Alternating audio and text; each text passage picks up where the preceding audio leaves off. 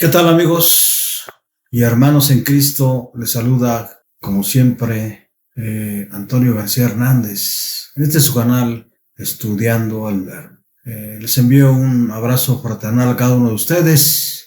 Les invito para que juntos podamos estudiar en esta hora la palabra de Dios. Voy a pedirles que tengan a la mano su Biblia, el libro de libros, la Biblia, para que podamos juntos deleitarnos en la palabra de Dios. Como siempre, antes de iniciar, quiero invitarles para que podamos tener una palabra de oración. Oremos.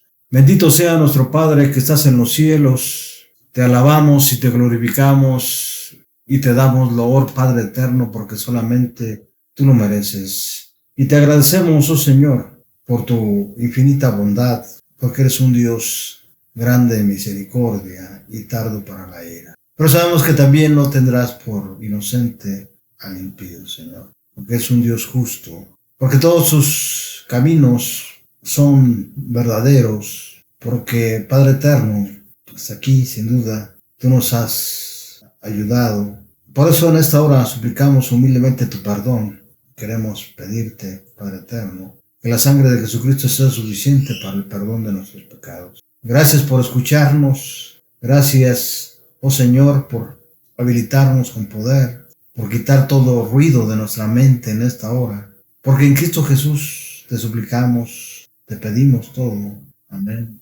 Les recuerdo que estamos estudiando la lección de escuela sabática que lleva por nombre La vida eterna, la muerte y la esperanza futura. En otras palabras, el estado de los muertos. Y la lección número 5 para el 29 de octubre del año 2022 lleva por título Resurrecciones antes de la cruz. Y como siempre, vamos a considerar el versículo de memoria en esta hora. Para ello quiero invitarles nuevamente para que vayamos a la palabra de Dios, al libro de libros, a la Biblia, y podamos juntos abrir la palabra de Dios. Evangelio de Juan, capítulo 11, versículos 25 y 26.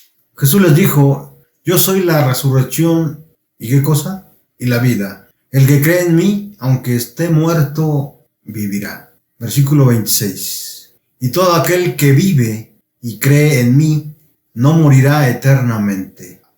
Terminando estas palabras, Jesús le pregunta a Marta: ¿crees esto? Es la misma pregunta que hoy nos hace Cristo Jesús en esta hora.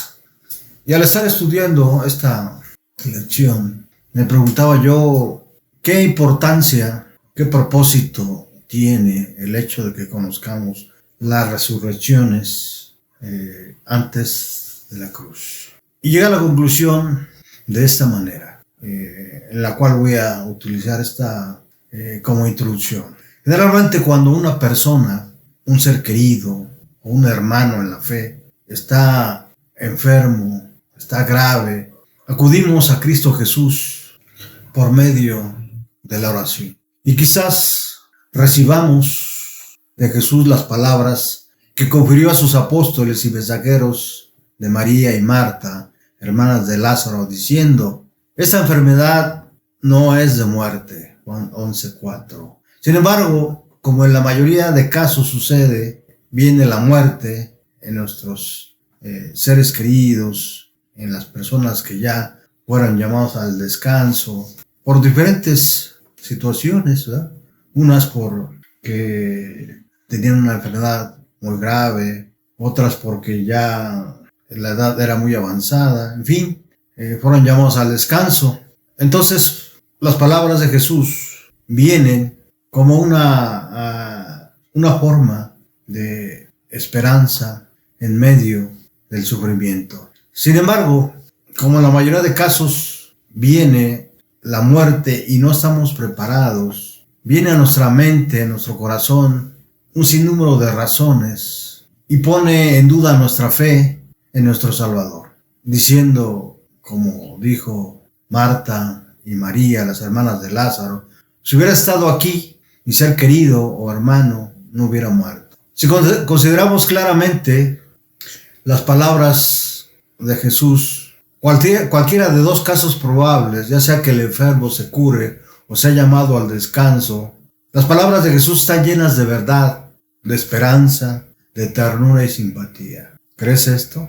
De modo que lo único que necesitamos es la fe de Jesús, para que el Padre y el Hijo de Dios sean glorificados, alabados y honrados. Muchas veces Jesús permite que nuestros seres queridos duerman a causa de nosotros mismos y de los que nos rodean, para que creáis. Y la pluma inspirada, ahí en el Ceo de todas las gentes, página 360 a la 362, miren lo que escribió. A todos los que tantean para sentir la mano guiadora de Dios, al momento de mayor desaliento, es cuando más cerca está la ayuda divina. Mirarán atrás con agradecimiento a la parte más oscura del camino. Y esto es importante saberlo.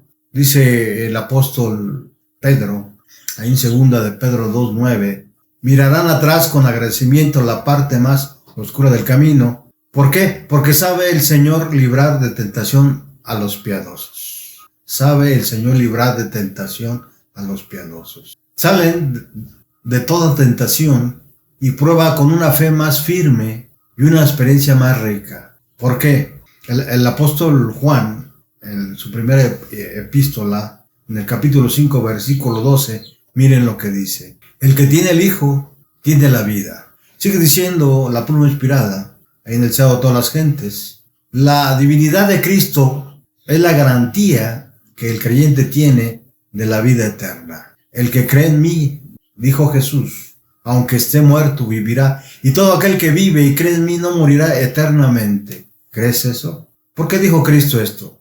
Porque Cristo miraba hacia adelante a su segunda venida. Entonces los justos muertos serán resucitados incorruptibles y los justos vivos serán trasladados al cielo sin ver la muerte. Ahora bien, la resurrección de Jesús, como ya dijimos, es la garantía de nuestra futura resurrección. 1 Corintios 15:20. Por eso es considerado el primero de la resurrección de los muertos. Hechos 26:23.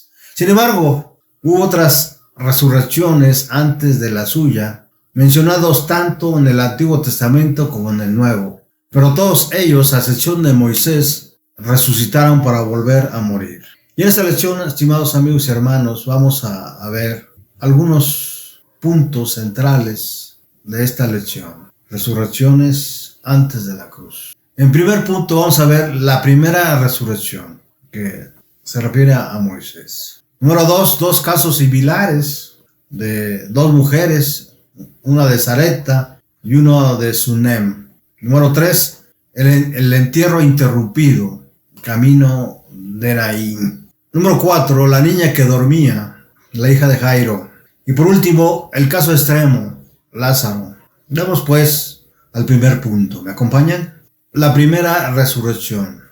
Ya dijimos que una de las primeras resurrecciones en la Biblia fue la de Moisés. Una de las primeras resurrecciones antes de la cruz fue la de Moisés. Para ello quiero invitarles rápidamente al libro de Judas.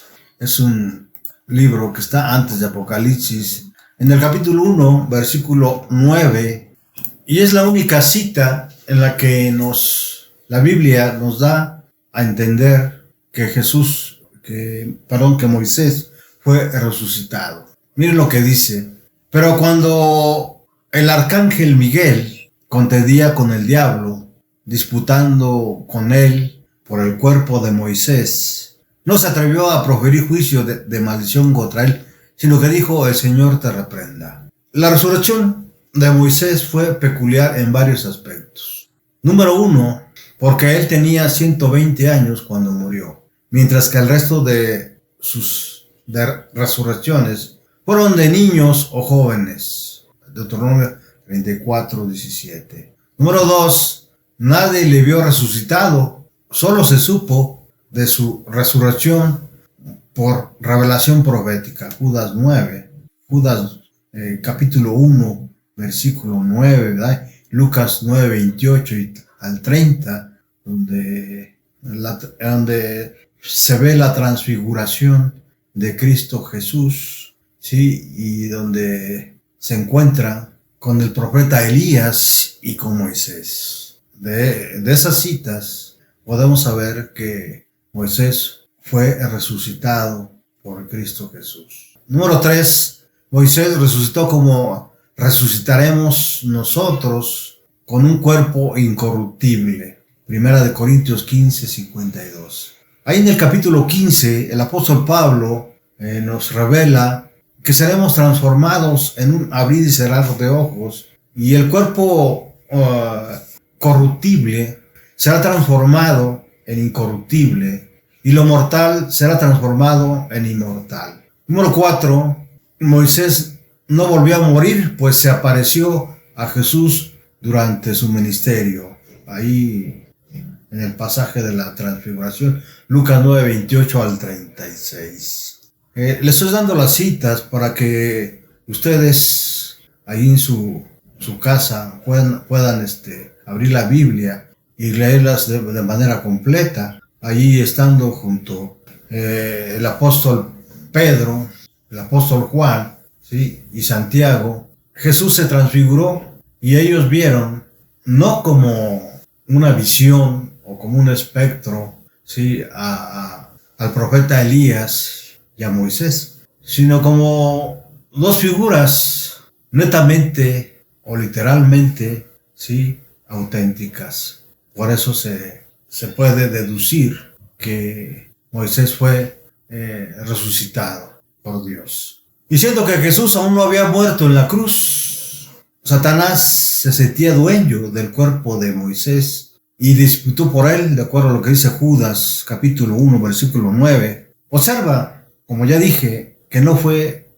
el espíritu o el alma de Moisés lo que sobrevivió a la muerte. Fue con un cuerpo físico transformado que subió al cielo y no como un ser etéreo, es decir, un fantasma, algo que muchas veces no se ve claramente. Entonces, esto tiene como propósito que nosotros conozcamos de la forma en que seremos transformados, usted y yo, en el día de la resurrección. Ya sea que estemos vivos o que ya hayamos muerto, ¿verdad? Seremos transformados, ya sea que hayamos estado ya en el sepulcro o que aún estemos vivos. Esa es la gran promesa, la gran esperanza que Cristo nos ofrece, ¿sí? Hoy en día. Vamos a una cita de la pluma inspirada que se encuentra ahí en el Deseo de todas las gentes, página 390, donde dice lo siguiente: en el monte de la transfiguración, Moisés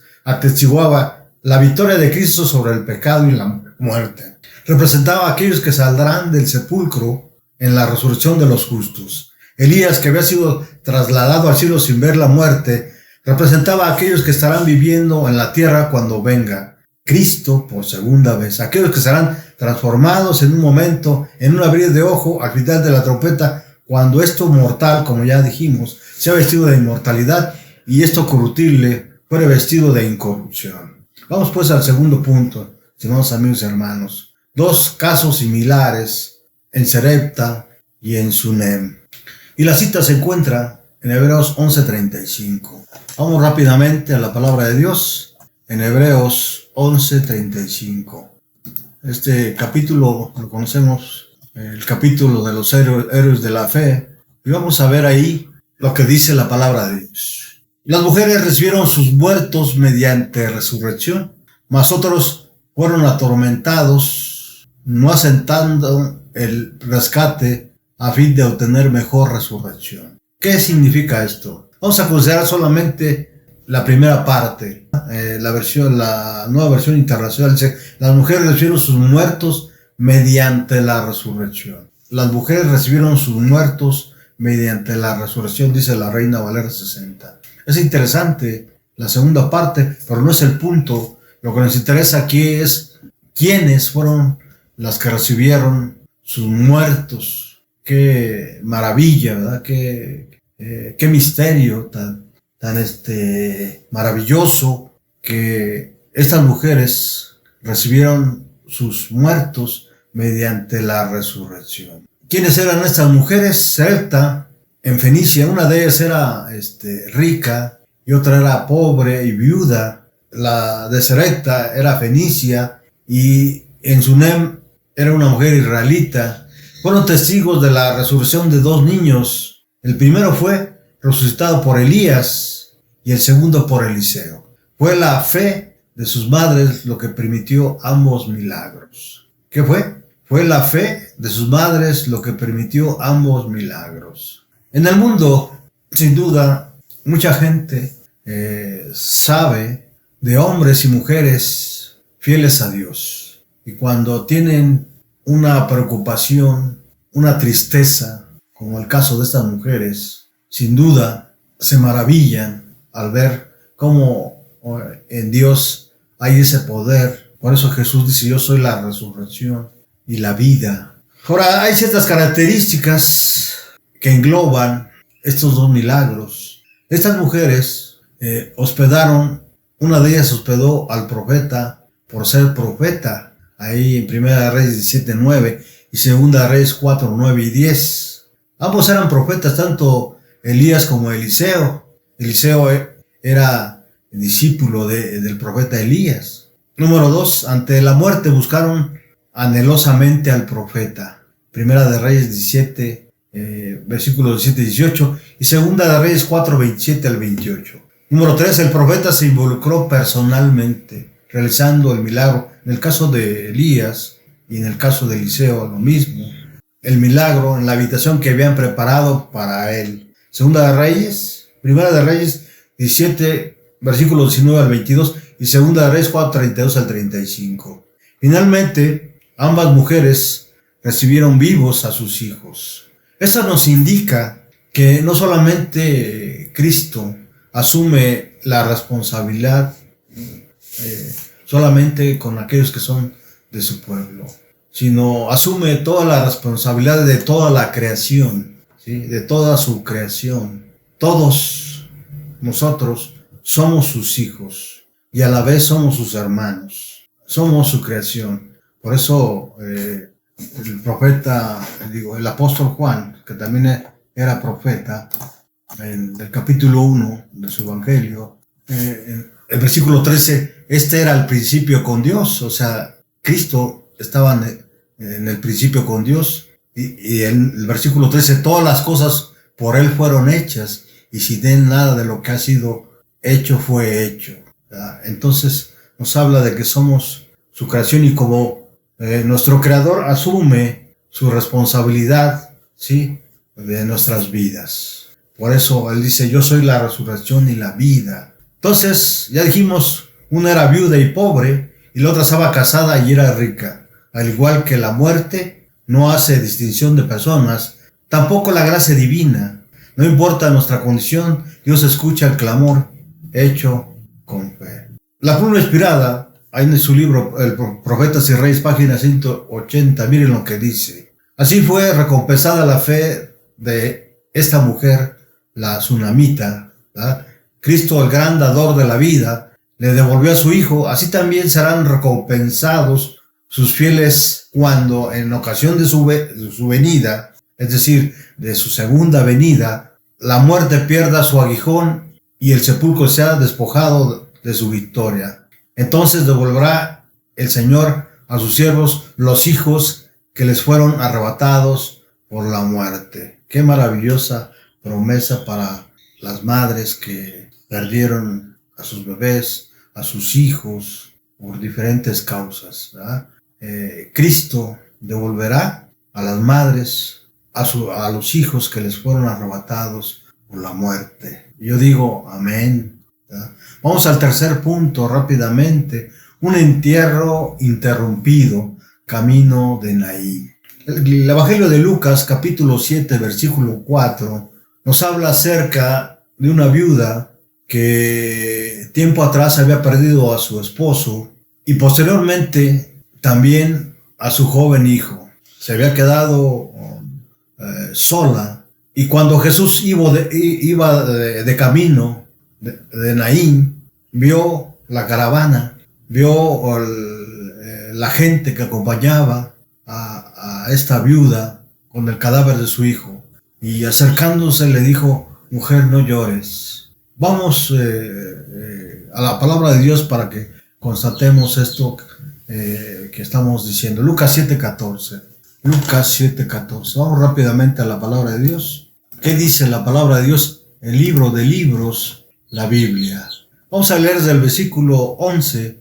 Aconteció después que él iba a la ciudad, es decir, Jesús, que se llama Naín, e iban con él muchos de sus discípulos y una gran multitud. Versículo 12. Cuando llegó cerca de la puerta de la ciudad, y aquí llevaban a enterrar a un difunto, el hijo único de su madre, la cual era viuda, y había con ella mucha gente de la ciudad. Versículo 13. Cuando el Señor la vio, se compadeció. Noten, por favor. Cuando el Señor la vio, se compadeció de ella y le dijo: no llores. Y acercándose tocó el féretro, y los que lo llevaban se detuvieron y dijo: joven, a ti te digo, levántate. Nadie le pidió ayuda. La madre del joven no manifestó fe, no esperaba un milagro, pero Jesús lo hizo. Resucitó al joven y le dio a su madre. Lucas 7, al 11 al 15, ¿verdad? Entonces, el versículo 15 dice: entonces se incorporó el que había muerto y comenzó a hablar y lo dio a su madre. Es interesante que Jesús se compadeció de la madre y le devolvió a su hijo. La presencia de la muerte era incompatible con la presencia de Jesús, porque Jesús es el camino, la verdad y la vida. En Juan 14:6. Jesús detuvo el llanto y lo cambió en gozo. La reacción de los presentes fue de asombro. Todos se llenaron de temor y alababan a Dios. Ha surgido entre nosotros un gran profeta, decían. Dios ha venido en ayuda de su pueblo. Lucas 7:16. Vamos a leerlo directamente de la Biblia. Y todos tuvieron miedo y glorificaron a Dios diciendo: un gran profeta se ha levantado entre nosotros y Dios ha visitado su pueblo. Dios ha visitado su pueblo. Interesante, ¿verdad? Interesante. Dios hace milagros incluso a favor de aquellos que no le piden ayuda o se sienten indignos de hacerlo. Solo hay una razón para ello: Dios nos ama mucho. La pluma inspirada, deseado a toda la gente, es página 286. Miren lo que dice: el que estuvo al lado de la apesadumbrada madre, cerca de la puerta de Naín, vela con toda persona que llora junto a un ataúd, se conmueve de simpatía por nuestro pesar. Su corazón, que amó y se compadeció, es un corazón de invariable ternura. Su palabra, que resucitó a los muertos, no es menos eficaz ahora que cuando se dirigió al joven Naín. Qué importante es esto para que nos quitemos la idea de que Jesús, aunque es Dios, también es hombre. Por eso el apóstol Pablo, en el libro de Hebreos, nos dice quién es Jesús, cómo es que se hizo hombre para compadecerse de nosotros. Vamos al penúltimo punto de esta lección: la niña que dormía, la hija de Jairo. Para ello quiero invitarles a que abramos la palabra de Dios en el Evangelio de Marcos, capítulo 5, versículo 39. ¿Qué dice la palabra de Dios? Y entrando les dijo: ¿por qué alborotáis y lloráis? La niña no está muerta, sino duerme. ¿Cómo es eso? Jairo, el padre de esta niña, sin duda había traído los mejores doctores, siendo príncipe israelita, siendo rico, sin duda había traído los mejores especialistas para que aliviaran a su hija. Sin embargo, no lo hicieron y la niña durmió hasta el último. Fue en busca de Cristo Jesús y Jesús llegó a su casa. Todos aseguraban que la niña estaba muerta, Marcos 5, 35 y 38. Pero Jesús aseguraba que tan solo dormía, Marcos 5, 39. Así que simplemente le pidió que se levantara, diciendo, y tomando la mano de la niña, le dijo: Talita cumi, que traducida es: niña, a ti te digo, levántate. Marcos 5, 41. Para nosotros, la muerte sin duda es el final. No podemos hacer nada para salir de ese estado irreversible. Para Dios la muerte es solo un sueño. Solo necesita despertarnos para que volvamos a vivir. El profeta Juan, en el libro de Revelaciones o Apocalipsis, capítulo 1, versículo 18, nos dice que Jesús tiene la llave del sepulcro. Para Él todos viven, pues todos serán resucitados. Lucas 2, 20, 38. Y si lo aceptamos como nuestro Salvador ahora, Él nos conservará vivos eternamente. La pluma inspirada, ahí en el Liceo de todas las Gentes, página 311, miren lo que dice. Instantáneamente un temblor pasó por el cuerpo inconsciente. El pulso de la vida volvió a latir. Los labios se entreabrieron con una sonrisa. Los ojos se abrieron como si ella despertase del sueño. Y la niña miró con asombro al grupo que la rodeaba. Se levantó y sus padres la estrecharon en sus brazos, llorando de alegría. Sin duda, todo esto es como una premisa de los que habremos de resucitar cuando Cristo vuelva por segunda vez. Vamos al último punto de la lección, estimados amigos y hermanos. Un caso extremo, Lázaro. Para ello, quiero invitarles a que vayamos al Evangelio de Juan, capítulo 11, versículo 39. ¿Qué dice la palabra de Dios? Tomemos nuestras Biblias. Jesús les dijo, quiten la piedra. Marta, la hermana del que había muerto, le dijo, Señor, ya huele mal, pues ha estado allí 4 días. ¿Cómo? Ya tenía 4 días que había muerto. Todas las resurrecciones anteriores a la de Lázaro habían ocurrido algunas horas después del fallecimiento. Sin embargo, Lázaro había comenzado ya a descomponerse. A pesar de su estado, Jesús seguía considerando que Lázaro dormía y que iba a despertarlo. ¿Quién era Lázaro? Lázaro era un amigo íntimo de Jesús. Cuando no estaba trabajando, llevando las buenas nuevas de salvación, Cristo pasaba largas horas y descansando en la casa de Lázaro, de Marta y de María. Era, además de su amigo, un gran discípulo de Jesús. Pero cuando viene alguna enfermedad y viene la muerte, entonces, en este caso, Jesús permite esto para la honra y gloria de Dios. La resurrección de Lázaro era una prueba indubitable del poder de Jesús para dar vida. Por eso, Jesús dijo, yo soy la resurrección y la vida. El que cree en mí, aunque esté muerto, vivirá. Juan 11, 25. Enfrentada ante la pregunta sobre la resurrección, Marta expresó su fe en la resurrección futura. Juan 11, versículos 23 y 24. No esperaba ver a su hermano hasta entonces, ni pensaba que estuviese ya en el cielo. Todo este pasaje de la muerte de Lázaro no solo nos enseña que Cristo tiene poder y que Él es la resurrección y la vida, sino también nos muestra que todos los que han sido llamados al descanso permanecen en el sepulcro. Pero cuando el Señor, Cristo Jesús, nuestro Salvador y Redentor, nos llama nuevamente a la vida, llama a aquellos que han resucitado a la vida, nos muestra que estos muertos que están en el sepulcro pueden vivir si el Señor así lo quiere, ¿verdad? Así que esto nos ayuda a entender también acerca de que la doctrina de la inmortalidad del alma es una doctrina que no está sustentada en la Biblia. Porque Jesús no le dijo, Lázaro, ven del cielo, Lázaro, ven del purgatorio, Lázaro, ven del infierno, sino le dijo, Lázaro, sal fuera. Y en estos pasajes vemos cómo Lázaro sale del sepulcro. Miremos qué dice la pluma inspirada en su matinal del 26 de marzo, hijos e hijas de Dios. Si Cristo hubiera estado en la pieza del enfermo, Lázaro no habría muerto, porque Satanás no hubiera tenido poder sobre él. En presencia del dador de la vida, la muerte no hubiera lanzado su dardo contra Lázaro.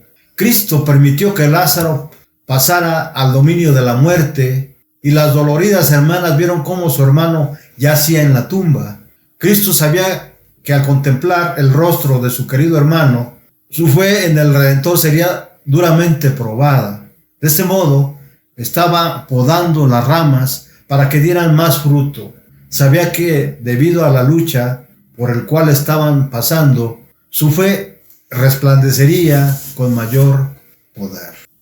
Los escogidos del Señor pueden caer en sus puestos de guardia, pero solo han quedado dormidos para descansar hasta que Jesús los despierte con él un eterno peso de gloria. Y esta cita que se encuentra en Alza tus ojos del 15 de septiembre, sin duda va dirigida a todos nuestros hermanos, a todos nuestros familiares que murieron con la esperanza de que ese día pudiera llegar a ocurrir en sus personas. Los escogidos del Señor pueden caer en sus puestos de guardia, pero solo han quedado dormidos para descansar hasta que Jesús los despierte, así como Lázaro, para compartir con él un eterno peso de gloria. Y con esto terminamos, estimados amigos, haciendo énfasis a lo que nos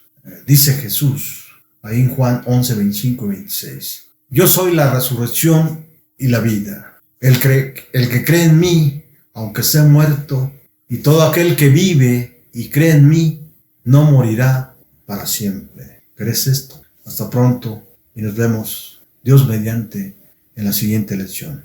Un abrazo y que el Señor les bendiga abundantemente.